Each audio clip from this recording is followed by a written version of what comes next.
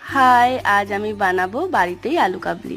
তার জন্য আমি প্রথমে আলু সেদ্ধ করে কেটে নিয়েছি। তাতে আমি দিয়েছি ভেজানো ছোলা, কাঁচা মুগ ডাল, পেঁয়াজ কুচি, টমেটো কুচি, লঙ্কা কুচি আর আম তেল। তারপরে আমি পরিমাণ মতন দিয়ে দিয়েছিলাম বাড়িতেই ভেজে রাখা ভাজা মশলা।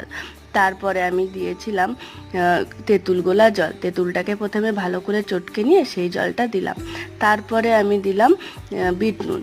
নর্মাল নুনও দিতে পারো, কিন্তু বিট নুনের ফ্লেভারটা একটু বেশি ভালো লাগে। আচ্ছা, মনে পড়ে স্কুলের বাইরে আলু কাবলি কেমন করে ভিড়ের মধ্যে সবাই মিলে হাত বাড়িয়ে চাইতাম, কাকু আমার একটু তাড়াতাড়ি দাও, আমার তাড়াতাড়ি দাও। আর সেই স্বাদটা আলাদাই ছিল। বিশ্বাস করবে, আজকের এই স্বাদটা না ঠিক তেমনটাই হয়েছিল। যাই হোক, সবাইকে দিয়েছিলাম আর সবাই বেশ নাম করেছিল। আজকের আলু কাবলিটা তো আমার ভীষণ ভালো লাগলো। তোমাদের যদি ভালো লেগে থাকে তো তোমরাও কিন্তু এরকমভাবে একবার ট্রাই করতেই পারো। আজকে এই পর্যন্তই।